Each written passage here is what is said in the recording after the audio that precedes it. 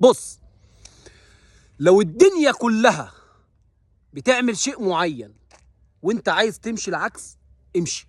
لو عملت الحاجات دي تخرب ما تعمر الدنيا باللي فيها. جاي النهارده اقول لك على حاجه بجد ربنا يقعدها لي في ميزان حسناتي واشوف خيرها دنيا واخره، الا وهي في اخر 5-6 سنين الربا انتشر بشكل غير طبيعي وغير مبرر. غير طبيعي وغير مبرر. الزراعه اختفت، الصناعه راحت. طب ما انت لو الحاجتين دول موجودين انت الربا هيقل.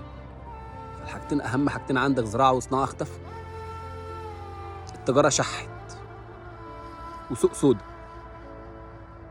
وفوق مقدورة اي حد مننا كشاب.